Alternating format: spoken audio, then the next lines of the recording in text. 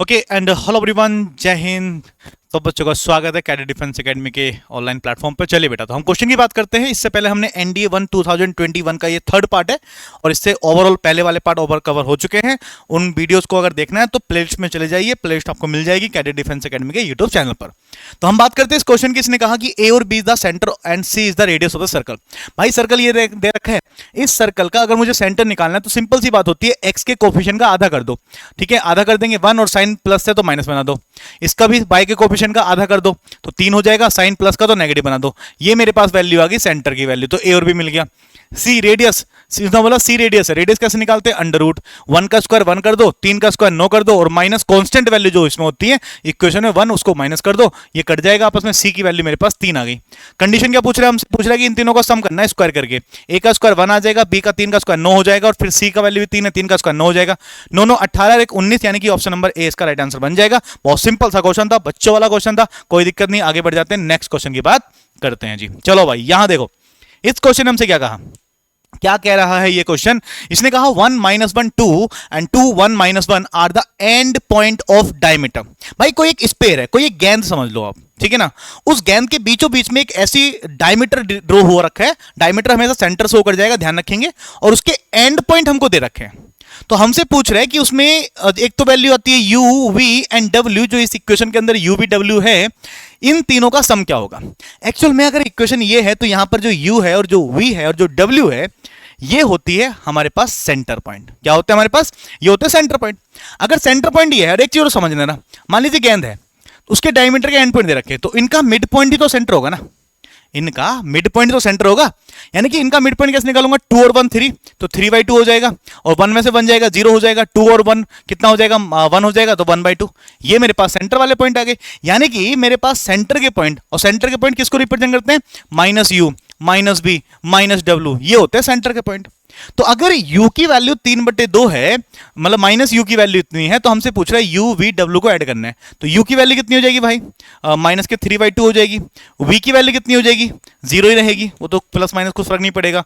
w की value minus के 1/2 हो जाएगी, यानी कि माइनस में 3/2 1/2 को जोड़ेंगे तो माइनस के 4/2, यानी कि माइनस के 2 निकल के आएगा। और minus K 2 option number A में लिखा हुआ है और ए ही इसका राइट आंसर देखने के लिए मिल गया। बोलो जी, समझ में आ गई बातें? चलो नेक्स्ट क्वेश्चन की बात करते हैं। एक्स वाई तल पर समीकरण x बराबर y द्वारा निरूपित बिंदुओं की संख्या कितनी होगी। देखो भाई कितना सिंपल क्वेश्चन, कितना सरल क्वेश्चन। इसने कहा एक्स वाई प्लेन है। जैसे आपके घर में कोई दीवार होगी, दीवार को ध्यान से देखो, एक लाइन एक्स वाली होगी और एक लाइन वाई वाली होगी। एक्स वाई प्लेन हो गया। उस एक्स वाई प्लेन पर जो एक एक्स वाली लाइन है, वहां से आपने क्या करा, एक जस्ट लाइन खींच दी, ठीक है, सीधी सीधी, जो एक्स बराबर एक्स एक्सिस को 5 पे कट कर रही हो, एक्स बराबर 5 वाली लाइन, ठीक है, एक्स एक्सिस को 5 पे कट करते हुए लाइन सीधी खींच दी। तो वो लाइन, ठीक है, इस वाले प्लेन को कितनी जगह कट करेगी? आप खुद बोलोगे सर इनफाइनाइट टाइम्स कट करेगी। तो क्या हो जाएगा?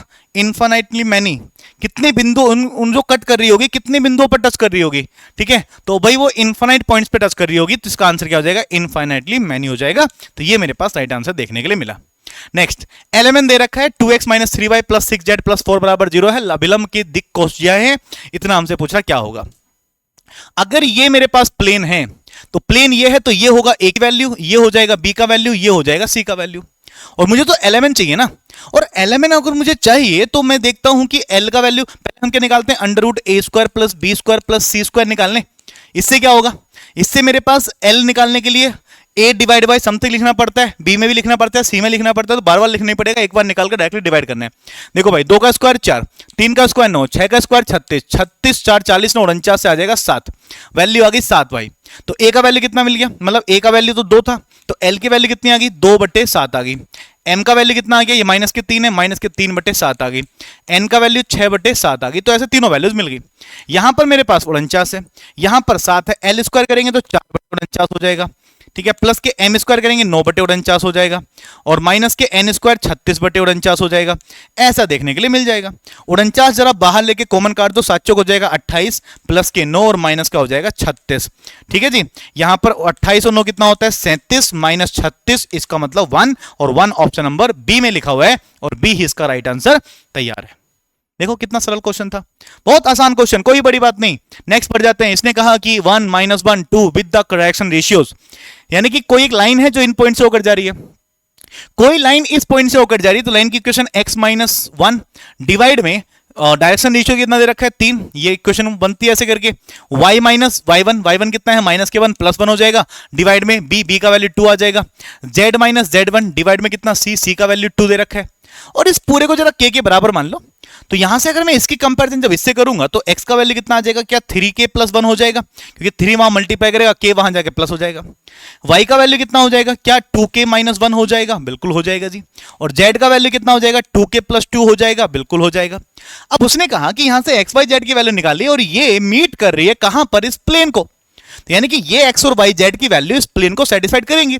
जरा सेटिस्फाइड करके दिखाओ, x की जगह आप 3k प्लस 1 रखो, यहां आ जाएगा 3k प्लस 1 और प्लस 2y, y की जगह यहां पर 2 का मल्टीप्लाई भी करेंगे तो 4k माइनस 2 हो जाएगा और प्लस 3k 3z, z के 3 का मल्टीप्लाई करो 3 2 6 k plus k 3 2 6 is equal to कितना दे रखा है, 18 दे रखा है। सिंप्लीफाई करते हैं मेरे भाई, कितना बनेगा 6 4 10 3 13 बनेगा, 13k यहां से 6 और एक 7, 7 में से 2 जाएगा 5, वहां चला जाएगा 18 माइनस के 5, भाई ये बना 13k इज इक्वल टू 18 में से 5 जाएगा, ऑलरेडी 13 बन गया, k का वैल्यू 1 देखने के लिए मिल गया। k का वैल्यू कितना मिला, 1 मिला। k का वैल्यू 1 मिला तो पॉइंट क्या होंगे, यहां पे ये वाले पॉइंट होंगे ना, इनको सेटिस्फाइड करो 1 रखेंगे तो 3 और 1 कितना 4 हो गया, यहां वाला पॉइंट कितना हो जाएगा 2 बन जा 2, 2 में से बन जाएगा 1 हो जाएगा, 2 जा 4, 2 बन जा 2, 2 और 1 कितना हो जाएगा 2 और 2 4 हो जाएगा। 4 1 4 वाला पॉइंट कौन सा है, सी वाला पॉइंट है, तो c will be the right answer for this question. इस तरीके से हम इन क्वेश्चन को लगा सकते हैं, आसान है। नेक्स्ट बढ़ जाओ, क्वेश्चन नंबर 56। इसने कहा P is the perpendicular distance from the origin of the plane through the इतना इतना इतना। भाई इसका मतलब है कि मेरे पास ना कोऑर्डिनेट एक्सिस है, जो प्लेन है एक्स एक्सिस पे कितने पे कट कर रहा है, 1 पे कट कर रहा है, ठीक है ना। y एक्सिस पे कितने पे कट कर रहा है, y एक्सिस पे 1 पे कट कर रहा है। z एक्सिस पे कितने पे कट कर रहा है, z एक्सिस पे 1 पे कट कर रहा है। देख रहे हैं आप, ये पॉइंट्स आपको दिखाई दे रहे हैं कि प्लेन जो है वो x एक्सिस पर 1 पे कट कर रहा होगा, y एक्सिस पे 1 पे कट कर रहा होगा, z एक्सिस पे 1 पे कट कर रहा होगा। तो एक प्लेन की इक्वेशन जो x axis, y axis, z axis पर, ठीक है ना, इंटरसेप्ट कट करता है, उसकी इक्वेशन क्या होती है, x अपॉन a, मतलब x अपॉन 1 आ जाएगा प्लस के y अपॉन 1 आ जाएगा, z अपॉन 1 इक्वल टू 1, यानी कि मैं कह सकता हूं ना x plus y plus z equal to 1 मेरे पास इक्वेशन आ जाएगी। पर ये तो हमारे पास एक कार्टेशियन फॉर्म है ना, एक जनरल फॉर्म है। जनरल फॉर्म को मैं नॉर्मल फॉर्म में कन्वर्ट कर सकता हूं। नॉर्मल फॉर्म क्या होती है, नॉर्मल फॉर्म होती है sir lx plus m by plus nz बराबर p, यानी कि जिस समय अगर ये वाली वैल्यूज lmn हो तो उस समय जो ये इक्वल टू में लिखा होता है ये परपेंडिकुलर लेंथ होती है, कहां से, ओरिजिन से। तो हमसे यही तो पूछ रहा है कि p क्या है, p मूल बिंदु से यहां के गुजरने वाले प्लेन की लंबत दूरी है, यानी कि अगर मैंने इस वाली लाइन को इस वाली फॉर्म में कन्वर्ट कर लिया, यहां से ये a की वैल्यू 1 है, b का वैल्यू 1 है, c का वैल्यू 1 है, abc मुझे दे रखा है, तो under root a square plus b square plus c square की वैल्यू √3 आ जाएगी और √3 से पूरी इक्वेशन में डिवाइड कर दो, तो ये बनेगा divide by √3, y divide by √3, z divide by √3 is equal to 1 upon under √3। तो ये l बन गया ना, यहाँ पर 1 डिवाइड बाय ये l बन गया, ये m बन गया, यहाँ पर n बन गया, तो ये lm l x m y n z is equal to p बन गया ये वाली वैल्यू। तो p की वैल्यू आ गई, हमसे पूछा क्या है, हमसे पूछा 3 इंटू पी स्क्वायर, यानी कि 1/3, 3 से 3 कट गया, 1 is the right answer, option number D इसका सही जवाब हो जाएगा बच्चा। गॉट इट, सबको समझ में आ गया है। चलो भाई आगे बढ़ जाते हैं, नेक्स्ट क्वेश्चन की बात करते हैं। इसने कहा था डायरेक्शन कोसाइन lmn दे रखे हैं, line connected by the relation l plus 2m plus n is equal to 0, यानी कि कोई एक डायरेक्शन इश्यूज में डायरेक्शन कोसाइंस हैं वो इस तरह की lmn और इन दोनों कंडीशन को सेटिस्फाइड कर रही होगी। तो हमसे पूछ रहा है what is the value of l square plus m square plus n square कितना होगा। चलो यहां देखते हैं, इन दोनों को अगर मैं सिंप्लीफाई करता हूं, डायरेक्टली जोड़ता हूं, जैसे मेरे पास ये l है, ये 2m है और ये n है बराबर 0 है, यहां पर है 2l प्लस के माइनस के है, ये माइनस के 2m है और प्लस के 3n है बराबर मेरे पास 0 है। अगर मैं इनको ऐड करूंगा कट जाएगा, यानी कि 3l आ जाएगा और यहाँ पर 4n आ जाएगा बराबर 0 आ जाएगा, यानी कि मैं कह सकता हूं l की वैल्यू माइनस के 4 डिवाइड बाई 3n बन जाएगी। l की वैल्यू मैंने एक कैलकुलेट कर ली यहां से। एक काम और करते हैं, इस वाली इक्वेशन को एक बार फिर से सेटिस्फाइड करते हैं, पर इस बार l को काटने की कोशिश करते हैं। l को काटने के लिए मुझे इसका मल्टीप्लाई 2 से करना पड़ेगा, तो बनेगा 2l प्लस के 4 बन जाएगा ये वाली वैल्यू, तो 4m हो जाएगी प्लस के 2n हो जाएगा बराबर 0। नीचे वाली वैल्यू तो 2l 2m प्लस के 3n एज इट इज लिखा हुआ है। इनको क्या करते हैं, सबट्रैक्ट कर दो भाई, minus plus minus cancel out हो गया, 4 2 कितना हो गया, 6m हो गया, और यहां से बचेगा माइनस का n इज इक्वल टू 0। इसका मतलब m का वैल्यू 1/6n मुझे देखने के लिए मिलेगा। मैंने m निकाल लिया और मैंने n निकाल लिया, l निकाल लिया। l का वैल्यू भी n के टर्म्स में है, m का वैल्यू भी n के टर्म्स में है। क्या मुझे एक रिलेशन पता होता है कि sir l square plus m square plus n square का वैल्यू किसके बराबर होता है? यस और नो? क्या मुझे पता है L square plus M square plus N square बराबर 1 के होता है? अगर मैं एल का वैल्यू देखता हूं 4/3 एन है, स्क्वायर करूंगा तो 16/9 और साथ में एन स्क्वायर आ जाएगा। एम का वैल्यू 1/6 36 हो जाएगा और यहां से एम स्क्वायर आ जाएगा, मतलब ये भी कितना बन जाएगा, एन स्क्वायर बन जाएगा। ठीक है, और प्लस के एन स्क्वायर ऑलरेडी है इक्वल टू 1 है। अगर मैं एन स्क्वायर कॉमन लेता हूं तो मेरे पास बचेगा 16/9 1/36, 16/9 1/36 और यहां पर बचेगा 1 इक्वल टू 1 और ये एन स्क्वायर एलसीएम कितना आ गया, 36 आ गया, 9 चौक 36 16 चौका 64 बन गया, यहां 1 आ गया और यहां पर पूरा 36 का 36 चला गया इक्वल टू 1 आ गया। तो एन स्क्वायर बराबर कितना आ गया, 36 ऊपर चला गया, नीचे बन गया 101, क्योंकि 64 और 36 100 में एक जोड़ देंगे 101 निकल के आ गया, एन स्क्वायर की वैल्यू निकल के आ गई। अब जरा समझो हमसे वैल्यू किस चीज की पूछी गई थी, हमसे वैल्यू किस चीज की पूछी गई थी ये तो ध्यान दो। यस और नो? किस चीज की वैल्यू पूछी गई थी? हमसे वैल्यू पूछी गई L square plus M square plus N square. अच्छा आपको पता है ना L square plus M square plus N square बराबर 1 होता है। अगर मैं इन दोनों का सम करता हूं तो ये वाली वैल्यू 1 माइनस एन स्क्वायर के बराबर होगी, यानी कि इसकी जगह मैं क्या रख सकता हूं 1 माइनस एन स्क्वायर और उसके साथ में एक एन स्क्वायर हो रहा है तो माइनस के 1 माइनस 2 एन स्क्वायर, यानी कि मुझसे वैल्यू इसकी पूछ रहा है। इसकी वैल्यू पूछा है तो एन स्क्वायर की वैल्यू ऑलरेडी निकाल चुका हूं मैं, तो यहां आ जाएगा 1 माइनस के ट्वाइस ऑफ, यहां पर 36 डिवाइड में आ जाएगा 101 और यहां पर आ जाएगा 101 माइनस के 36 72 डिवाइड में आ जाएगा 101। 101 में से अगर मैं 72 घटाता हूं तो 28 और 1 29, यानी कि 29 डिवाइड बाय 101। 29 डिवाइड बाय 101 कौन सा ऑप्शन है? बी वाला ऑप्शन है और बी ही इसका राइट आंसर देखने के लिए मिलेगा। थोड़ा सा कैलकुलेटिव था, ठीक है, बट ऐसा नहीं था कि कर ही ना पाओ, बहुत इजी क्वेश्चन था, आसानी से हम इसको सॉल्व कर सकते थे। तो इस तरीके से प्यारे बच्चे हम इन क्वेश्चन को सिंप्लीफाई कर सकते हैं। बोलो जी, समझ पा रहे बातों को? क्लियर हो रही है इतनी बातें? ठीक है, नेक्स्ट बढ़ जाते हैं। इसने कहा if the variable line passing through the point of the intersection of the line इतना एंड इतना meet the coordinate axis in A and B, what is the locus of the mid point of A B. भाई इसने कहा कि mid point of locus of the A B, यानी कि हमारे पास दो पॉइंट्स हैं, एक मान लीजिए यहां पर ए दे रखा है, यहां पर ऑलरेडी बी दे रखा है, इन दोनों का जो मिड पॉइंट है यहां पर, उस मिड पॉइंट की इक्वेशन मैंने निकालनी है। ठीक है, उस मिड पॉइंट को मैंने क्या मान लिया, चलो उसको मैंने मान लिया, कितना मान लूं, पी और क्यू ले लूं। मान लीजिए मिड पॉइंट क्या है, पी और क्यू है, तो आंसर भी पी क्यू में आने चाहिए ना, क्योंकि अगर लोकस किसकी पूछ रहे हैं, बिंदु पद की इक्वेशन किसकी पूछ रहे हैं, मिड पॉइंट की, जो मैं मिड पॉइंट मानता हूं, ठीक है ना, इक्वेशन के आंसर उसी फॉर्म में आने चाहिए। क्योंकि इसने एक्स और वाई दे रखा है तो हम एक काम करेंगे, बाद में पी और क्यू को, पी को x मान लेंगे और q को y मान लेंगे, क्योंकि कहीं ना कहीं अगर मैं अभी x और y लेके चलूंगा तो इन वाली इक्वेशन में कहीं ना कहीं कॉन्ट्राडिक्ट चीजें हो जाएंगी एक दूसरे के साथ, ठीक है ना, क्लैश हो जाएंगी। ठीक है, तो अभी हम इसको कंटिन्यू करते हैं। अगर किसी भी लाइन का जो x एक्स पे y एक्स पे कट कर रही है उसका मिड पॉइंट से जाने, मगर मिड पॉइंट हमको पता है तो उसकी इक्वेशन पता है क्या, x upon P plus y upon Q is equal to 2। ये इक्वेशन होती है क्लास 11 का, एक्सरसाइज उठाएंगे 6.2 सॉरी 9.3 में 9.4 में एक क्वेश्चन है इस तरह का स्ट्रेट लाइन में, तो वहां प्रूफ करने के लिए बोला गया था, ये वो वाली कंडीशन है। x upon P plus Y upon Q is equal to 2 हमारे पास है, तो यहां से अब हमारे पास क्या है, जरा एक चीज को समझनेगा कि उसने बोला कि the variable lines passing through the point of the intersection of the line, यानी कि जो दो लाइन दे रखी है ना, ये जो दो लाइन दे रखी है, ये दोनों, इन दोनों का इंटरसेक्शन पॉइंट से ये लाइन होकर जा रही होगी। तो इन दोनों का इंटरसेक्शन पॉइंट यानी कि सिंप्लीफाई करना पड़ेगा। सिंप्लीफाई करने के लिए 2 से मल्टीप्लाई कर दो, यहां पर बनेगा 2x प्लस के 4y माइनस 2 बराबर 0। दूसरी इक्वेशन ऐसे लिखो 2x माइनस के y, ठीक है ना, और माइनस 1 बराबर 0। सिंप्लीफाई करेंगे, माइनस ये प्लस कट गया आपस में, ये बन गया 5y और 2 में से 1 जाएगा, माइनस का 1 बराबर 0। तो y की वैल्यू प्यारे बच्चे 1/5 आ गई। y की वैल्यू 1/5 आ गई, y की वैल्यू यहां पर रख दो, ये बनेगा 2x बराबर 1 भी वहां चला गया तो प्लस का 1 हो गया, y वहां जाएगा तो ये भी प्लस का 1/5 हो जाएगा। 5 और 1 6, 6/5 मुझे दिखाई देगा किसकी वैल्यू, 2x की वैल्यू है, तो 2 की वैल्यू कितनी हो जाएगी, 3/5 हो जाएगी।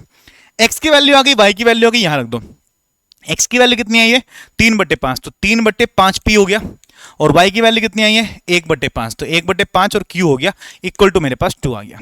बोलो क्लियर है मेरी बातें। अब मैंने कहा आंसर तो मेरे पास आ गया in the terms of p और q, ठीक है ना, बट उसने बोला कि सर इसके जो आंसर दे रखे वो x और y की फॉर्म में, तो हमने बोला था ना कि इसको हम क्या मान लेंगे, इसको x में बदल देना, लास्ट में इसको y में बदल देना, x और y रख दो इसको, ये 3/5x हो जाएगा प्लस के 1/5, अच्छा एक जगह 5 एक जगह अच्छा डिवाइड दोनों 5 था, ये हो जाएगा 5y हो जाएगा इक्वल टू क्या है 2। एलसीएम कितना आ जाएगा 5x/, तो यहाँ आ जाएगा 3y हो जाएगा प्लस के 5x हो जाएगा, ठीक है ना, सॉरी x अकेला रहेगा ना, x हो जाएगा इक्वल टू कितना आ जाएगा 5 दूनी 10, 10xy हो जाएगा, तो बनेगा x plus 3y is equal to 10xy, x plus 3y is equal to 10xy, यानी कि ऑप्शन नंबर बी वाला इसका राइट आंसर बनके तैयार है। इस तरीके से हम इन क्वेश्चन को सिंप्लीफाई कर सकते हैं। आई होप सो ये वाली बात समझ में आ चुकी है। नेक्स्ट बढ़ जाते हैं। इसने कहा minus sine theta into cos theta से होकर जाने वाली और रेखा इतने इतने पर लंबवत सरलरेखा का समीकरण क्या होगा, ऐसा हमसे पूछ रहा है। अगर कोई लाइन ये है तो इसके जस्ट परपेंडिकुलर रेखा जो जाती है उसकी इक्वेशन क्या बनेगी मेरे शेर, ठीक है, इसके जस्ट परपेंडिकुलर लाइन जो जाएगी उसकी इक्वेशन क्या बनेगी, तो x का कोफिशिएंट y के कोफिशिएंट बदल दीजिए, x तो मेरे पास यहां पर है तो साइन वाला इधर आ जाएगा तो साइन x हो जाएगा, ठीक है ना, और माइनस लग जाएगा बीच में, y के साथ कोस x आ जाएगा और प्लस के x नहीं है थीटा है ना ये, ठीक है ना, तो साइन x इंटू थीटा, सही से लिखता हूं दोबारा एक सेकंड को, x एज इट इज है, x के साथ में आ जाएगा साइन थीटा, ठीक है ना, माइनस आ जाएगा y के साथ में आ जाएगा कोस थीटा, ठीक है, प्लस आ जाएगा लैम्डा बराबर आ जाएगा 0। इतना मेरे को देखने के लिए मिल गया, ठीक है जी। चलो भाई कलर सही मिल नहीं रहा जो इस पर सही से चल जाए, पता नहीं क्या हो रहा है, बेहतरीन सा कलर मिल नहीं रहा कोई, ठीक है भाई। तो यहां पर कितना हो जाएगा, अब इसने कहा ये वाली जो इक्वेशन है इस वाले पॉइंट से होकर जा रही है, इस वाले पॉइंट को सेटिस्फाइड कराओ, एक्स की जगह रख दो साइन थीटा, तो माइनस के साइन स्क्वायर थीटा हो गया और माइनस के यहां पर हो जाएगा कोस स्क्वायर थीटा और इक्वल टू भेज दो इसको, वहां पर माइनस लैम्डा हो जाएगा, माइनस कॉमन लोगे तो क्या 1 बचेगा, यहाँ माइनस लैम्डा है, लैम्डा की वैल्यू 1 आ जाएगी, लैम्डा की वैल्यू अगर फिर से 1 यहीं रखोगे तो मेरे पास सिर्फ इतना ही बचेगा और यही मेरे पास आंसर आ जाएगा। इक्वेशन कितनी बनी, X sine theta, X sine theta, X sine सब एक्स साइन थीटा है और minus K Y cos theta, minus K Y cos theta, minus K Y cos theta, minus K Y cos theta, lambda की value 1 आई, 1 यहाँ रख दोगे plus का 1, plus का 1 ऑलरेडी बी में है, बी वाला ही आंसर हो जाएगा, बी इसका राइट आंसर देखने के लिए हमको मिल गया। आई होप सो ये वाली बात सबको समझ में आ चुकी होगी। नेक्स्ट बढ़ जाते हैं, क्वेश्चन नंबर नेक्स्ट की तरफ बढ़ते हैं। इसने कहा 2 points P and Q on the line इतना, these 2 points P and Q are meet at the distance 2 units from the another point R। इसका मतलब क्या हुआ डियर, क्या इसका मतलब मैं ये कह सकता हूं कि हमारे पास कोई एक लाइन है और उस ये जो लाइन है इस लाइन के ऊपर 2 पॉइंट है, एक P है और एक हमारे पास Q है। इस लाइन के ऊपर क्या कह रहे हैं, 2 पॉइंट्स है, एक P है और एक Q है और ये दोनों पॉइंट्स इस वाले पॉइंट से इक्वल डिस्टेंस पर है, यानी कि 2 यूनिट पर है, ठीक है। तो यार क्यों ना हम ऐसा करें कि P की वैल्यू दे रखी है हमारे पास, Q की वैल्यू दे रखी है, P और Q तो दे रखा ना हमारे पास, तो P की वैल्यू ये है, Q की वैल्यू ये है, यानी कि क्यों ना हम ऑप्शन से ही P की डिस्टेंस इसके साथ निकाल लेते हैं। जैसे डिस्टेंस निकालता हूं, ये x1 हो गया, इसमें से माइनस करो 1 को तो बचेगा 2/√5, तो डिस्टेंस आ जाएगी 2 का स्क्वायर 4, √5 का स्क्वायर 5 बनेगा, प्लस इसमें से माइनस कर देंगे 5 को, 5 से 5 कट गया, 4 का स्क्वायर 16 आ जाएगा, √5 का स्क्वायर 5 आ जाएगा, 16 4 कितना हो गया 20, 20/5, 5 से कटेगा 4 बार, डिस्टेंस 2 आ रही है, बिल्कुल सही जा रहा है सर, डिस्टेंस 2 ही आनी चाहिए। इसका मतलब इससे भी डिस्टेंस 2 आनी चाहिए। इसको देखते हैं, अगर इस 1 में से ये वाला घटाऊंगा तो 1 से 1 कट गया, बचेगा मेरे पास 2, 2 का स्क्वायर 4 सेम बन रहा भाई, सेम बन गया, इसका मतलब ये भी डिस्टेंस 2 आ गया। क्या मैं कह सकता हूं इसका ए ही राइट आंसर बन जाएगा, ए ही राइट आंसर इसका देखने के लिए हमको मिल जाएगा। आई होप सो ये बात सबको समझ में आ चुकी होगी, यस एकदम क्लियर। चलो फिर नेक्स्ट देख लेते हैं। नेक्स्ट क्वेश्चन ने कहा किसी वर्ग की 2 भुजाएं इतना इतना, एक लाइन ये रही और एक लाइन ये रही, 2x है y है, 4x है y है, इसको जरा 2 से डिवाइड करना, 2 से डिवाइड कर दोगे तो क्या आपको दिखाई देगी, ये 2x प्लस के y प्लस के 5/2 बराबर 0। क्या ये वाली लाइन और ये वाली लाइन एक दूसरे के पैरेलल है? अगर पैरेलल हैं तो यानी कि ये वाली इक्वेशन दे रखी है, ये वाली इक्वेशन दे रखी है, इन दोनों की परपेंडिकुलर डिस्टेंस निकाल लूंगा तो क्या स्क्वायर की साइड निकल के आ जाएगी, बिल्कुल। परपेंडिकुलर डिस्टेंस कैसे निकलेगी, y2 मतलब c1 माइनस c2, यानी कि 5/2 में से माइनस कर दो इस -3 को, प्लस का 3 हो गया, डिवाइड में अंडर लगा दो, x का कोएफिशिएंट 4 बन जाएगा, y का कोएफिशिएंट 1 बन जाएगा, डिस्टेंस आ जाएगी 3 दूनी 6, 6 और 5 कितना 11/2 में है और √5 है। ये मेरे पास डिस्टेंस आ गई, यानी कि स्क्वायर की एक साइड निकल के आ गई। और हम क्या पूछ रहे हैं, उसका क्षेत्रफल क्या होगा। क्षेत्रफल क्या होता है, साइड का स्क्वायर। 11/2√5 का स्क्वायर कर दो, 11 का स्क्वायर होता है 121, 2 का स्क्वायर 4 होता है, √5 का स्क्वायर 5 होता है, 5 चौक कितना हो गया 20, 121 डिवाइड बाई 20 बन गया, 20 से काट दो भाई, ठीक है। 26 जा 120 होता है, डेसिमल लगा लो, एक जीरो और बन जाएगा, ठीक है।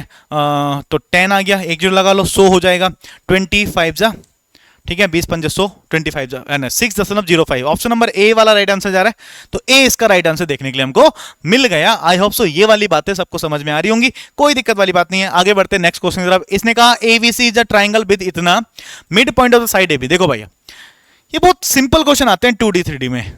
इसने कहा ABC is a triangle A हमारे पास दे रखा है, ए हमारे पास दे रखा है 3,5। चलो भाई ठीक है, ए की वैल्यू मुझे मिल गई 3,5, ठीक है। आगे देखते हैं आगे क्या दे रखा है हमारे पास। उसके बाद उसने कहा कि mid point of A B, ये वाला पॉइंट अगर बी है तो इसका मिड पॉइंट हमको दे रखा है। मिड पॉइंट कितना दे रखा है, मिड पॉइंट दे रखा है -1,2 हो गया, और ये वाला मिड पॉइंट दे रखा है हमारे पास 6,4 हो गया, एसी का मिड पॉइंट दे रखा है। तो हमसे पूछ रहा सेंट्रोइड क्या होगा। भाई सेंट्रोइड के लिए या तो तीनों मिड पॉइंट हो या वाला मिड पॉइंट भी दिख जाए मुझे, तो हम centroid x1 + x2 + x3 divide by 3 कर देते हैं, वही सेंट्रोइड। मिड पॉइंट का सेंट्रोइड वही होता है जो पूरे ट्रायंगल का सेंट्रोइड होता है, ये पता होना चाहिए आपको, 2025 में पूछा गया था, ठीक है ना। और अगर मुझे ये सेंटर निकालना तो मैं मिड पॉइंट से निकाल सकता हूं। मिड पॉइंट में क्या करते हैं, ठीक है, यहां वाला पॉइंट मान लीजिए a, b है, तो a + 3 डिवाइड बाई 2 बराबर -1, यानी कि मैं सीधा करूंगा, इसको डबल कर दो, ये कितना हो गया -2, और -2 में से क्या कर दो, माइनस कर दो 3 को, -2 में से -3 माइनस कर देंगे, -5 बनेगा, पॉइंट बन गया -5। 2 का डबल 4, 4 में से 5 माइनस करेंगे, 4 में से 5 माइनस करेंगे, -1 बन गया, ये वाला पॉइंट बन गया -5, -1। 6 का डबल 12, 12 में से 3 माइनस कर दो, 12 में से 3 माइनस करेंगे बचेगा 9, और 4 में से 4 का डबल 8, 8 में से 5 माइनस करेंगे बचेगा 3। ये पॉइंट बन गया ना। सेंट्रोइड कैसे निकालते हैं, 3 को जोड़ो, 9 को जोड़ो, -5 को जोड़ो, डिवाइड बाय 3 कर दो। 3, 9 और 3 कितना 12, 12 में से 5 चला जाएगा, 12 में से 5 जाएगा 7, तो पॉइंट डिवाइड बाय 3 कर दो, 7/3। 7/3 इसमें नहीं है, इसमें नहीं है, इसमें नहीं है, सिर्फ इसी में दे रखा है, तो यही आंसर होगा। दूसरा वाला पॉइंट निकालने की आवश्यकता है नहीं, बाकी आप निकाल सकते हो टाइम वेस्ट करने के लिए। आगे बढ़ जाओ। ABC is an acute angle isosceles triangle. एक भैया आइसोसेलेस ट्रायंगल है जिसका नाम है एबीसी। एबीसी आइसोसेलेस ट्रायंगल है। Two equal sides AB and AC line on the line. दो इक्वल साइड यानी कि ये साइड इक्वल है। इनकी इक्वेशन दे दी हमको। पहली इक्वेशन है 7x - y - 3। इसकी इक्वेशन दे रखी है बेटा x + y - 5 हमको दे रखी है। Theta is one of the equal angle. Equal angle तो ये वाले होंगे, तो ये भी थीटा होगा, तो ये भी थीटा होगा। चलो भाई हो गया। तो ये कितना होगा, क्या ये वाला एंगल 180 - 2 थीटा हो जाएगा, क्योंकि ट्रायंगल के तीनों एंगल का सम 180 होता है, तो 180 में से ये 2 थीटा घटा दो, ठीक है, तो ये वाला मेरे पास एंगल आ जाएगा, ठीक है। Then what is cot theta. Cot theta की वैल्यू हमसे पूछ रहा है। चलो भाई देखते हैं। इसको वाले एंगल को मान लो 5 मान लेते हैं, ठीक है ना। ये मान लीजिए 5 है, 5 बराबर इतना है। तो अगर मुझे एंगल निकालना है, दो इक्वेशन दे रखी हैं, तो इसकी स्लोप निकाल लेते हैं। स्लोप कितना हो जाएगा, स्लोप हो जाएगा 7। m1 की वैल्यू कितनी आ जाएगी, 7 आ जाएगी, क्योंकि स्लोप कैसे निकालते हैं, x का कोफिशिएंट डिवाइड बाय y का कोफिशिएंट माइनस लगा के, -7 डिवाइड बाय -1, तो माइनस माइनस कट जाएगा, ओनली 7 बचेगा। यहां से m2 स्लोप कैसे आ जाएगी, यहां से आ जाएगी -1। दोनों की स्लोप आ गई, तो क्या करते हैं, थीटा के बराबर क्या होता है, tan थीटा बराबर, tan थीटा बराबर होता है m2 - m1, m2 - m1, ठीक है ना। डिवाइड में कितना, 1 + m1 m2, 7 बन जा 7 -7 बन जाएगा। ये माइनस का 8 बन गया, और ये माइनस का 6 बन गया। 2 से कटेगा 3 बार, 2 से कटेगा 4 बार, 4/3 आ गई tan थीटा की वैल्यू। tan थीटा की वैल्यू 4/3 आ चुकी है। बट जरा रुको, हमें ये थीटा मत वाला, इसको तो 5 मानना पड़ेगा ना, क्योंकि हमारे पास ये वाला एंगल 5 था। यही एंगल निकाल रहे होंगे ना स्लोप के माध्यम से। तो अब मेरे पास 5 की वैल्यू रख दो। 5 की वैल्यू कितनी है, 180 - 2 थीटा थी, इज इक्वल टू कितना हो जाएगा, 4/3 आ गया है। 180 - 2 थीटा होता है माइनस के tan 2 थीटा बन जाएगा, इज इक्वल टू 4/3 ही है। माइनस को वहां भेज देंगे, tan 2 थीटा को खोलो जरा। tan 2 थीटा को कैसे खोल सकते हैं भाई, tan 2 थीटा को खोल सकते हैं हम ऐसे करके, कैसे कि 2 tan theta divided by 1 - tan square theta is equal to minus K 4/3 है क्या। क्रॉस मल्टीप्लाई कर लें, क्रॉस 4 का मल्टीप्लाई, 4 का मल्टीप्लाई इधर जाएगा तो हो जाएगा 4 का मल्टीप्लाई माइनस वाले से करेंगे प्लस के 4 टेन स्क्वायर थीटा हो जाएगा और माइनस के 4 हो जाएगा, और ये 3 वाला जब इधर भेजेंगे तो माइनस का 6 टेन थीटा हो जाएगा, इक्वल टू हो जाएगा 0। ऐसा देखने के लिए मिलेगा। दो तो कॉमन आ रहा है सभी से, दो कॉमन लेके काट दो तो 2 टेन स्क्वायर थीटा माइनस के 3 टेन थीटा और माइनस का 2 बराबर 0 हो जाएगा। इस क्वाड्रेटिक को सॉल्व करना जरा। 2 टू 4, 4 माइनस के 4 बनना, -4 के फैक्टर कर दो कि -3 आ जाए, तो -4 प्लस का 1। यस, इसको डिवाइड कर दो, साइन बदल दो पहले, तो प्लस कर दो, इसको माइनस कर दो, डिवाइड कर दो 2 से। ठीक है, ये वाली वैल्यू 2 बन गई, ये पॉजिटिव जा रहा है, ये नेगेटिव जा रहा है, क्योंकि थीटा एक एक्यूट एंगल है और एक्यूट एंगल हमारे पास पॉजिटिव वाला होगा ना। ठीक है ना, क्योंकि नेगेटिव कहाँ होता है, नेगेटिव तो थर्ड में हो जाएगा और सेकंड में हो जाएगा, वो तो ऑब्ट्यूस एंगल चले जाएंगे ना। तो एक्यूट एंगल फर्स्ट में यानी कि पॉजिटिव होना चाहिए, तो थीटा की वैल्यू मतलब टेन थीटा की वैल्यू 2 आनी चाहिए। टेन थीटा 2 है तो टेन थीटा कितना आ गया, 2 आ गया। हमसे पूछा कोट थीटा, तो कोट थीटा कितना हो जाएगा, क्या 1/2 हो जाएगा? बिल्कुल हो जाएगा, यानी कि बी वाला इसका राइट आंसर देखने के लिए मिल जाएगा। तो इस तरीके से हम इन क्वेश्चन को सिंप्लीफाई कर रहे होते हैं। कैलकुलेशन कोशिश करो दिमाग में करने की, ठीक है, प्रैक्टिस करोगे अभी से, तभी जाके चीजें सफल होंगी। आगे बढ़ जाते हैं, नेक्स्ट क्वेश्चन क्या कह रहे हैं। इसने कहा in the parabola Y square बराबर 8x। एक पैराबोला है बेटा वाई स्क्वायर बराबर 8x, देख लेते हैं, ये लिख देते हैं वाई स्क्वायर बराबर 8x। पैराबोला हो गया, पैराबोला बना दिया हमने पाई स्क्वायर बराबर 8x। यहां पर फोकस होता है और यहां से अगर इस बोले x के कोफिशिएंट को 4 से डिवाइड कर दो तो डिस्टेंस आ जाती है फोकस तक की, यानी कि a की वैल्यू आ जाती है। 4 से डिवाइड करेंगे तो 2 बनेगा, यानी कि यहां पर जो पॉइंट होगा ये डिस्टेंस 2 होगी और ये वाला पॉइंट 2,0 देखने के लिए मुझे मिल जाएगा, इतना भी हमको पता है। इसने आगे कहा उस पर स्थित बिंदु P की फोकस दूरी 8 है। इसके ऊपर कोई सा पॉइंट ले लो, P मैंने ये ले लिया और इसकी फोकस दूरी 8 है। फोकस दूरी होती है यहां से फोकस तक की दूरी, ये मेरे पास क्या है 8 ऑलरेडी है, तो ये 8 हो गई। निम्नलिखित में से कौन सा स्टेटमेंट करेक्ट है?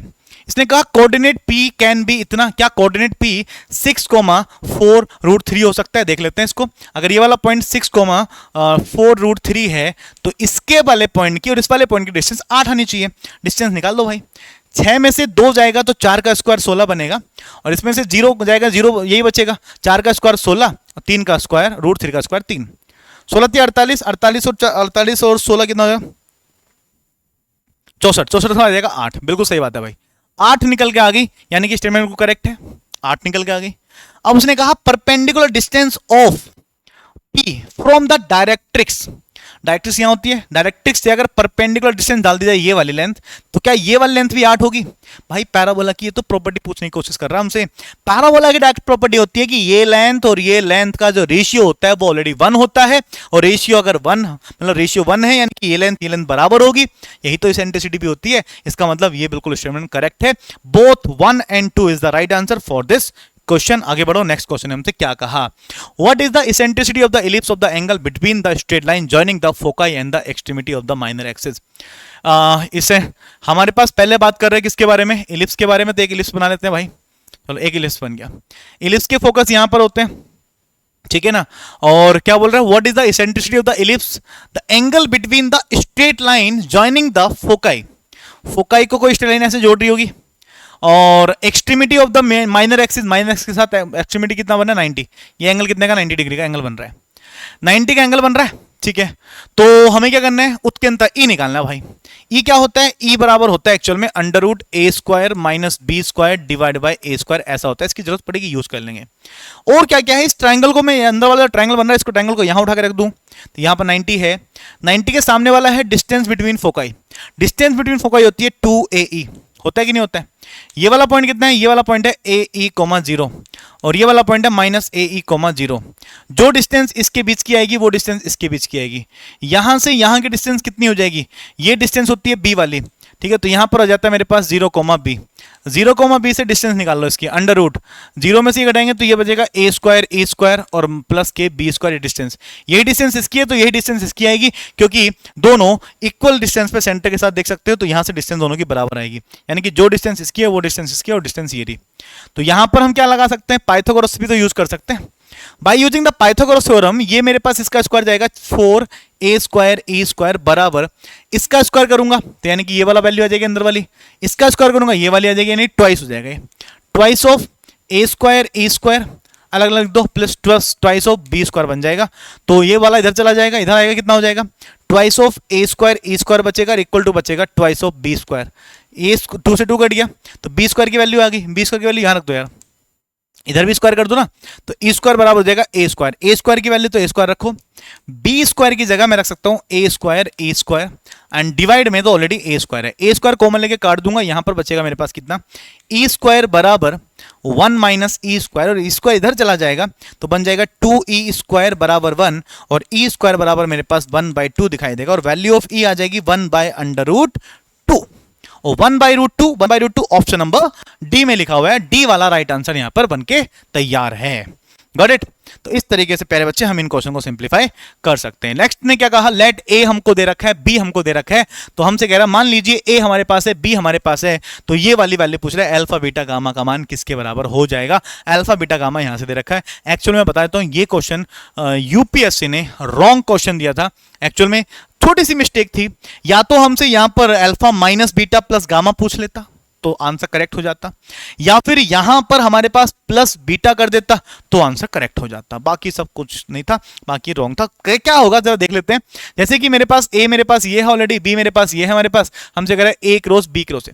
अच्छा पहले मैं बी क्रॉस ए निकाल लूं, बी क्रॉस ए कैसा होगा, यहां पर तो आई जे के होता है, पहले बी वाला लिख दो, बी वाला कितना है, बी का कंपोनेंट 1 है, 2 है और -1 है। फिर लिख दो ए वाला बाद में ना, तो ए वाला कौन सा है, 1 है, -1 है और 1 है। इसको जब सिंप्लीफाई करूंगा विद रेस्पेक्ट टू आई देखूंगा, कैंसिल 2 बन जाए 2 माइनस 1 बन जाए 1, तो -1 माइनस प्लस हो जाएगा, पर माइनस ऑलरेडी रहता है, ठीक है ना, तो ये माइनस ही रहेगा। माइनस जे के रेस्पेक्ट में देखेंगे, कैंसिल 1 बन जा 1 माइनस 1 बन जा 1, तो ये माइनस से प्लस बन जाएगा, 1 आ जाएगा। प्लस के रेस्पेक्ट में देखेंगे, ये कैंसिल 1 बन जा 1 माइनस 2 बन जा 2 मेरे पास आ जाएगा, यानी कि यहां से आ गया 2 में से बन जाएगा 1, तो यानी कि आई बचेगा, और यहां से बन जाएगा माइनस के 2j बनेगा, और यहां से माइनस के 3k बनेगा। ऐसा मेरे को देखने को मिला। कौन सी वाली वैल्यू, ये वाली वैल्यू। अब ए के साथ क्रॉस प्रोडक्ट करना, तो यहां पर फिर से लिख लेते हैं आई जे के। पहले ए वाला लिखेंगे, ए वाला कितना है भैया, 1 -1 और 1 है। फिर बी क्रॉस ए वाला क्या आया, यहां से कंपोनेंट 1 आया, माइनस के 2 आया, माइनस के 3 आया। इस तरीके से इसका भी कैलकुलेशन कर लेते हैं। इसकी कैलकुलेशन करते तो मेरे पास क्या आएगा विद रेस्पेक्ट टू आई, ये कैंसिल 3 बन जा 3 और माइनस 2 बन जा 2, तो प्लस का 2 बन जाएगा, और फिर माइनस जे होता है, जे के रेस्पेक्ट में ये कैंसिल 3 बन जा 3 माइनस का 3 और माइनस 1 बन जा 1 आ जाएगा। प्लस के रेस्पेक्ट में देखेंगे, कैंसिल -2 बन जा माइनस के 2 और -1 बन जा 1, तो प्लस का 1 हो जाएगा। ऐसा देखने के लिए मिला। यहां से आ गया 5 आई, यहां से बन गया प्लस के 3 और 1 कितना हो जाएगा, 4 हो जाएगा, ठीक है, तो 4 जे बन जाएगा और माइनस के बन जाएगा। ऐसा मुझे देखने के लिए मिला। ये वाली वैल्यू उसने ऑलरेडी दे रखी है किसके बराबर, यहां से देखो अल्फा आई बीटा जे गामा के, तो अल्फा की वैल्यू मुझे 5 दिखाई देगी, ठीक है ना, और चूंकि माइनस के बीटा बोला है यहां से, तो बीटा की वैल्यू उल्टा हो जाएगा, माइनस के 4 हो जाएगी, और गामा की वैल्यू माइनस के 1 हो जाएगी। हमसे बोला कि इन तीनों को जोड़ दीजिए, जोड़ेंगे तो कितना बनेगा, यहां से 5 में -4 जोड़ना है, -1 जोड़ना है, यानी कि 0 जोड़ना था, 0 आना था, पर हमारे पास 0 नहीं आ रहा था कोई से ऑप्शन में। इस तरीके से क्वेश्चन रॉन्ग दिया गया था। हाँ, अगर ऐसा होता यहां पर प्लस लगा देता क्वेश्चन, ठीक है, तो ये वाली वैल्यू क्या बन जाती, प्लस के बन जाती, 5 और 4 9, 9 में से 1 जाता 8 बन जाता, तब ये 8 आंसर हो सकता था। तो बस इस तरह की छोटी सी मिसप्रिंट हो सकती है, ठीक है ना, जिस वजह से क्वेश्चन गलत हो गया था। आगे बढ़ जाते हैं, नेक्स्ट देख लेते हैं। इसने कहा if the vector of the magnitude 2 units makes an angle π/3 with 2i। अच्छा देखो, इसने कहा एक वेक्टर है, कोई भी वेक्टर मान ले जिसका मैग्नीट्यूड 2 है, मैग्नीट्यूड 2 है, तो यानी कि मैं कह सकता हूं a² plus b² plus c², ये अंडरूट लगाते हैं यहां पर 2, यानी कि √2 के बराबर होगा, हाँ या ना, यानी कि a² plus b² plus c² बराबर होगा √2 के। अगर मेरे पास कोई ऐसा एक मैं वेक्टर मान लेता हूं, वेक्टर मैंने क्या माना, वेक्टर मान लिया ai प्लस के bj प्लस के ck, ऐसा मैंने मान लिया।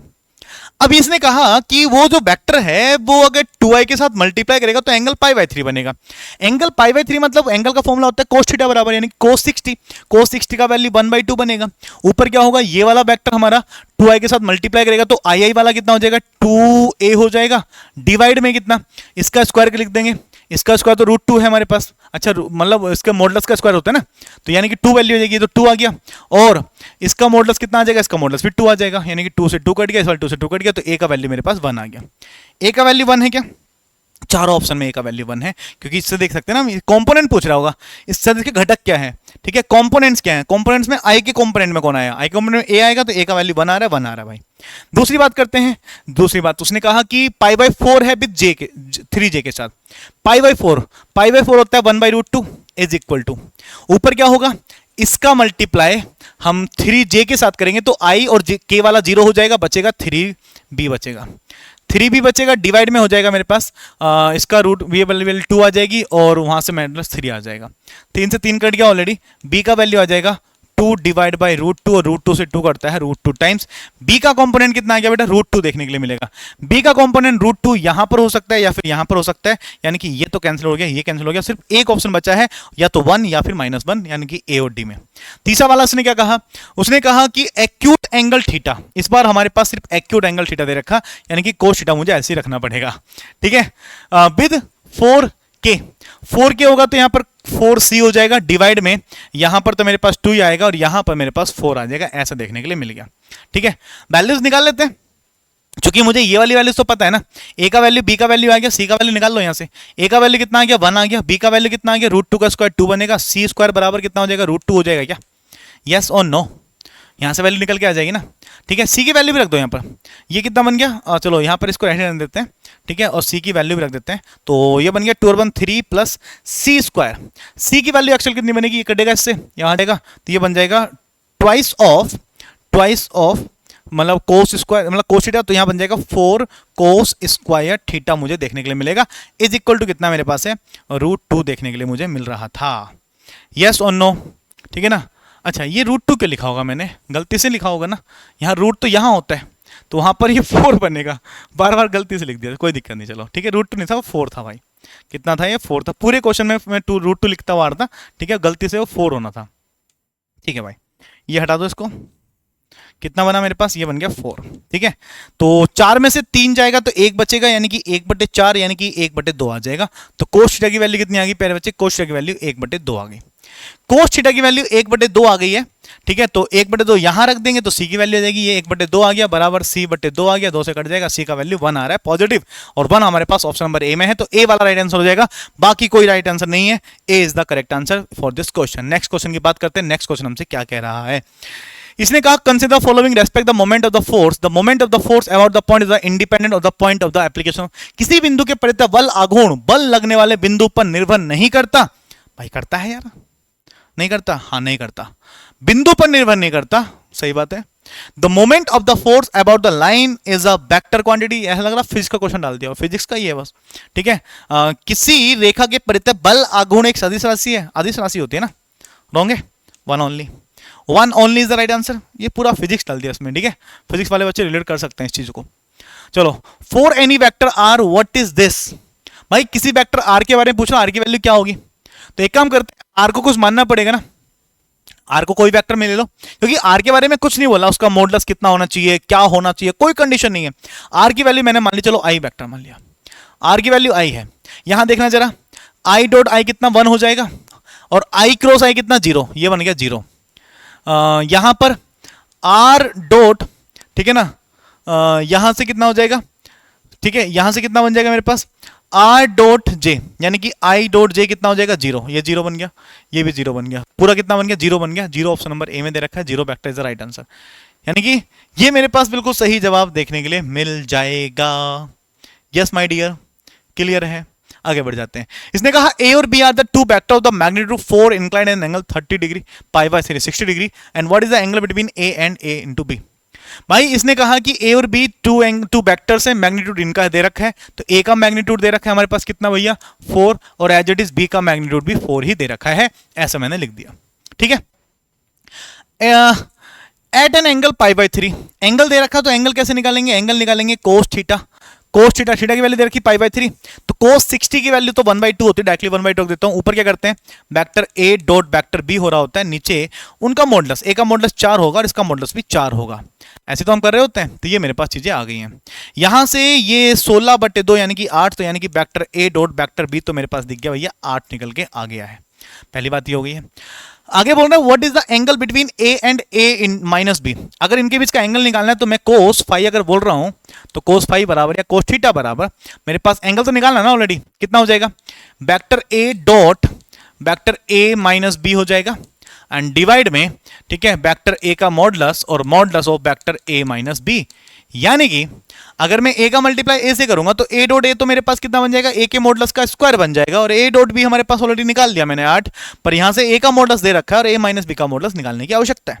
तो हम क्या करते हैं कि मॉडुलस a माइनस b को निकालने के लिए मैंने क्या किया, इसका स्क्वायर कर दिया तो रूट भी ले लिया, रूट भी कर दूंगा स्क्वायर भी कर दूंगा, तो अंदर कितना हो जाएगा, मोड a का स्क्वायर, मोड a का स्क्वायर 4 दे रखा है, 4 का स्क्वायर 16 हो जाएगा, मोड b का स्क्वायर भी 16 हो जाएगा, और minus twice of vector a dot vector b। Yes, ये कितना आ गया, 16 16 32 बन गया, माइनस ट्वाइस है a डॉट b का वैल्यू 8 आ गया, 8 दूनी 16 बन गया, ये भी 16 32 16 जाएगा, 16 यानी कि 4 आ जाएगा, ये भी 4 आ रहा है, तो वैल्यू कितनी बन गई भाई, a का वैल्यू a का साथ करेंगे 1 आ जाएगा, मतलब मॉडुलस a आ जाएगा, मॉडुलस a का स्क्वायर 4 का स्क्वायर 16 हो जाएगा, माइनस के a डॉट b का वैल्यू 8 है, यहाँ से 8 आ जाएगा, डिवाइड में a का मॉडुलस 4 है, इंटू a माइनस b की वैल्यू भी 4 निकल के आई है, 16 में से 8 जाएगा तो 8 बचेगा, डिवाइड में 4 गुणा 4 बचेगा, 4 से कट जाएगा 4 दूनी 8, 2 से कट जाएगा 2 बार, 1/2 मुझे दिखाई दे रहा है, और 1/2 कोस में कितने डिग्री पर होता है, 60 पर ही होता है, यानी कि π/3 ही आंसर होना चाहिए, तो ये वाला ही आंसर मेरे पास देखने के लिए मिल गया। Yes my dear, got it, सबको समझ में आ चुका है, कोई दिक्कत वाली बात नहीं है। तो चलिए फिर आगे बढ़ जाते हैं। इसने हमसे क्या कहा, let y1x and y2x be the solution of the differential equation. Differential equation किसके लिए बोल रहा है, dy/dx बराबर x, यानी कि इस डिफरेंशियल इक्वेशन का जो सॉल्यूशन है वो दो लाइन हमारे पास दे रखी है, y1x और y2x, and y1 0 is equal to, यानी कि पहला वाला सॉल्यूशन जो है वो 0 के बराबर, दूसरा वाला 4 के बराबर है, number of point of the intersection of the curve y1x और y2x के नंबर ऑफ इंटरसेक्शन पॉइंट बता रहा है।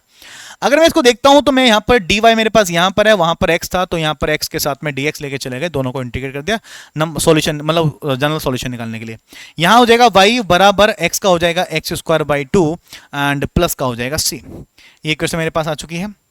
यस, तो हमारे पास पहली इक्वेशन उसने क्या कहा, पहली इक्वेशन मेरे पास y1x थी, तो y1x मेरे पास ये वाली आ जाएगी, ठीक है ना। इसको मैं दिखा सकता हूँ, y1 is equal to x² divide by 2 या x1 इज प्लस के c, ऐसे करके कुछ इक्वेशन बन जाएगी, ठीक है ना। दूसरी इक्वेशन कितनी है मेरे भाई, दूसरी इक्वेशन मेरे पास है y2x बन जाएगी, तो मतलब y1 y2 लेने की जो क्या है, दोनों इक्वेशन सेम ही दिखाई दे रही होंगी, बस यहां पर देखो जैसे उसने बोला 0 0 के c की वैल्यू बदल जाएगी ना। देखो यहां पर जरा एक चीज समझना कि अगर मैं 0 रखता हूं वाली इक्वेशन में, 0 रखता हूं तो 0 रखने पर क्या होगा, सिर्फ और सिर्फ 0 आएगा, तो मतलब c की वैल्यू बदलेगी, यानी कि x वाला और y वाला सेम रहेगा। अगर दो इक्वेशन ऐसी है जिसमें सिर्फ और सिर्फ कांस्टेंट वैल्यू बदल रही हो और बाकी x का कोएफिशिएंट y का कोएफिशिएंट सेम रहे, तो क्या दो लाइन पैरेलल होंगी, बिल्कुल होंगी। और जब दो लाइन पैरेलल होंगी तो उसके प्रतिच्छेदन बिंदु की संख्या क्या होगी, तो हम कह सकते हैं कि उसके प्रतिच्छेदन बिंदु की संख्या कुछ नहीं होने वाली, क्योंकि दोनों सेम जाएगी, क्योंकि ये कंडीशन रखने पर, ठीक है, हमारे पास सिर्फ कांस्टेंट वैल्यू की वैल्यू बदलेगी, बाकी किसी की वैल्यू नहीं बदलेगी। y बराबर इतना दे रखा है, तो हम क्या करते हैं, इसका डेरिवेटिव करना पड़ेगा, दो इसमें कांस्टेंट है, ठीक है, दो बार मैक्सिमम कर सकते हैं, तो हमारे पास कितना आ गया y डैश, या y डैश बराबर कितना हो जाएगा, e की power x first function same, second का डेरिवेटिव a cos x का हो जाएगा माइनस के sin x, और प्लस का b cos sin x का हो जाएगा cos x। ये कंडीशन मेरे पास आ चुकी है, ठीक है ना। प्लस सेकंड फंक्शन सेम बोले तो a cos x, ठीक है ना, और प्लस के b sin x, और सेम हो गया, और पहले का डेरिवेटिव e की पावर x का e की पावर x हो जाएगा।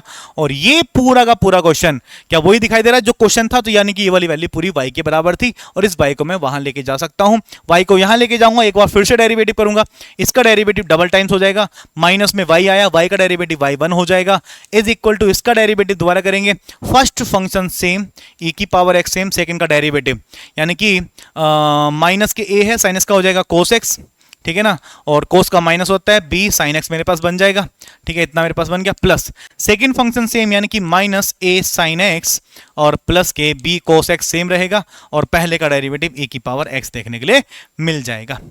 यहां से मेरे पास क्या बना, ये y2 है माइनस के y1, y double dash y single dash, यहां से अगर मैंने माइनस कॉमन लिया तो e की पावर x और a cos x और प्लस के b sin x माइनस के y के बराबर आ जाएगा, ये वाली वैल्यूज, ठीक है, प्लस के।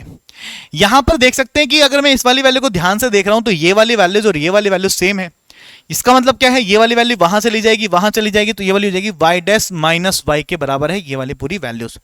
सिंप्लीफाई हो गया, इधर ले आओ सबको, y डबल डैश इधर आ जाएगा माइनस के ट्वाइस ऑफ y डैश, और माइनस के 2y तो प्लस के 2y हो जाएगा, ठीक है, इज इक्वल टू कितना हो गया 0।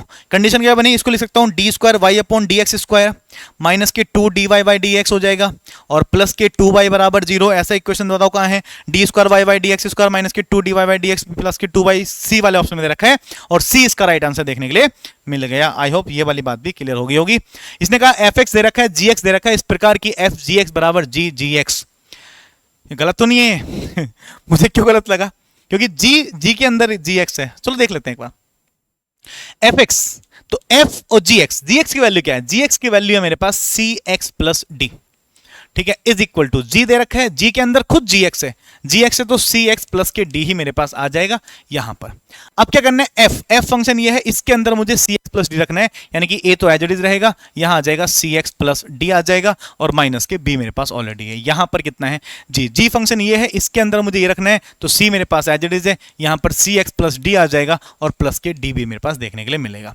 सिंप्लीफाई अगर करता हूं तो यहां से बनेगा ए सी एक्स प्लस का ए डी और माइनस का बी दिखाई देगा, इक्वल टू में देखूंगा तो सी स्क्वायर एक्स प्लस का सी डी दिखाई देगा और प्लस का डी मुझे दिखाई देगा एज इट इज। एक्स वाला एक तरफ ले लेता हूं, इधर आ जाएगा तो ए सी एक्स माइनस सी स्क्वायर एक्स दिखाई देगा, ठीक है ना, और प्लस का ए डी है, माइनस का बी है और माइनस का सी डी है, माइनस का डी है, बराबर दिखाई देगा 0 के। ऐसी कंडीशन हमको देखने के लिए मिल रही है। हम देखते हैं स्टेटमेंट कौन सा करेक्ट होगा, तो इसको चेक कर लेते हैं एक बार जरा। अच्छा ये तो बना ही दिया था, इसको रेखा दो। इसने कहा एफ डी बराबर जी बी, एफ डी का मतलब क्या होगा, यहां पर डी रख देंगे तो ए डी माइनस बी बराबर होना चाहिए, बराबर होना चाहिए, ठीक है, ए डी माइनस बी बराबर होना चाहिए किसके भाई, जी बी के। जी बी का वैल्यू क्या है, यानी कि ये किसकी वैल्यू है, ये तो एफ डी की वैल्यू आ गई ना, ये एफ डी की वैल्यू आ गई, ठीक है ना, बराबर होना चाहिए जीबी के। जीबी की वैल्यू देखो कितनी होगी, जीबी की वैल्यू हो जाएगी, अगर बी रख देंगे तो सी बी प्लस के डी हो जाएगी ना, सी बी प्लस के डी हो जाएगी। ऐसा कुछ देखने के लिए मिल जाएगा हमको, बोलो बच्चा क्लियर है। मुझे क्यों गलत लग रहा है कि यहां पर मेरे पास जैसे एफ जी एक्स है तो जी एफ एक्स होना चाहिए था। मैं एक बार इसका सॉल्यूशन वो देख लेता हूं, क्या कहते हैं क्वेश्चन पेपर में, क्या ये मिसप्रिंट है क्या, पता नहीं क्यों मुझे ऐसा लग रहा है कि गलत हो सकता है, ठीक है, जी जी एक्स तो नहीं देगा। ये पेपर है 2024 का फर्स्ट, क्वेश्चन नंबर है 73, पेपर खुल जाओ 73 क्वेश्चन मिल जाओ, 73 देखो मिसप्रिंट निकला है, ठीक है, ये मिसप्रिंट है, तो यहां पर मेरे पास ये एफ एक्स था, ये मेरे पास जी ऐसे जी अंदर होगा मेरे पास उसके साथ एफ एक्स, ऐसा मेरे पास होना चाहिए था, क्योंकि मेरे पास क्वेश्चन में क्या है, एफ बाहर है, एफ जी एक्स बराबर जी एफ एक्स, ये वाला क्वेश्चन करेक्ट होगा। अब इसको देखते हैं, अब इसके आगे कंटिन्यू करते हैं। तभी तो इक्वेशन अजीब सी बन रही थी। एफ जी एक्स का मतलब एफ फंक्शन के अंदर, यानी कि ए के अंदर के फंक्शन के अंदर एक्स की जगह जी एक्स रख दो, तो यहाँ पर जी एक्स आ जाएगा मेरे पास, ठीक है ना, और माइनस के बी हो जाएगा बराबर, यहाँ पर जी फंक्शन के अंदर, ठीक है, जहां एक्स है वहां एफ एक्स रख दो, यहां पर आ जाएगा एफ एक्स और प्लस का डी हो जाएगा। सिंप्लीफाई करना, ए एज इट इज है, जी एक्स की वैल्यू बता दो भाई, जी एक्स की वैल्यू है सी एक्स प्लस के डी और माइनस कितना है बी है, यहां पर सी, एफ एक्स की वैल्यू कितनी है ये है, यहां पर सी हो गया और एफ एक्स की वैल्यू आ जाएगी ए एक्स माइनस के बी और प्लस का डी मेरे पास यहां भी आ जाएगा। मल्टीप्लाई कर लेते हैं, मल्टीप्लाई करेंगे ए सी एक्स प्लस का ए डी माइनस का बी एज इट इज है, यहां पर भी सी ए एक्स या ए सी एक्स और माइनस का बी सी है ना, और प्लस का डी मेरे पास as it is, C A X से सी एक्स कर दिया।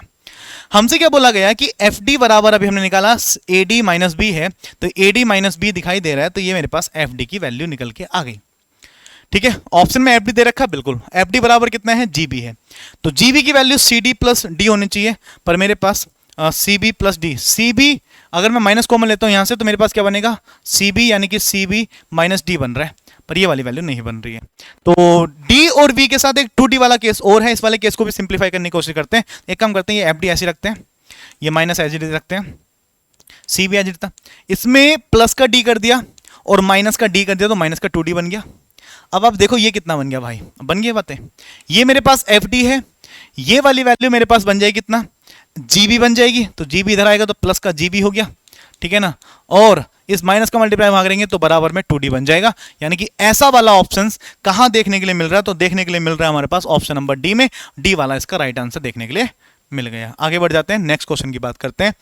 इंटीग्रेशन पूछ रहा है इसका, किसका इंटीग्रेशन किसके बराबर होगा, लिमिट नेगेटिव टू पॉजिटिव है।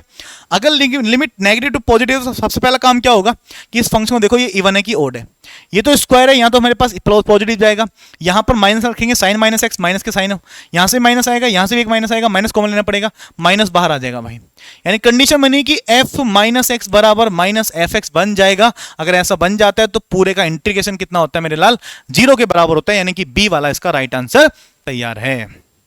Next, what are the order and degree. Order और डिग्री के लिए पहले इसको कंप्लीट बनाना पड़ेगा। ये 2 माइनस के D Y as it is रहने दो, D X as it is रहने दो, इसका स्क्वायर एज इट इज रहने दो, बस इसको सिंप्लीफाई कर लो।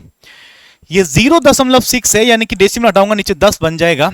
को सोल्व करेंगे, 2 से कटेगा 3 बार, 2 से कटेगा 5 बार, equal to D square Y upon D X square है। इस पूरे की होल पावर में अगर मैं 5 लिख दूं तो 5 से वाली पावर कट जाएगी, तो इसकी पावर में 5 लिखना पड़ेगा। मैक्सिमम ऑर्डर यहां दिखाई दे रहा है और मैक्सिमम डिग्री भी इसकी यही बनेगी, तो 2 के साथ 5 जाएगा। ऑर्डर 2 हो गया, डिग्री मेरे पास कितनी होगी, 5 होगी, तो 2 और 5 मेरे पास डी ऑप्शन में दिया गया है, डी वाला राइट आंसर हो जाएगा। तो चलिए प्यारे बच्चों, आज के लिए हम ये 25 क्वेश्चन करते हैं और मिलते हैं नेक्स्ट वीडियो में। तब तक के लिए थैंक यू, जय हिंद, वंदे मातरम and love you to all.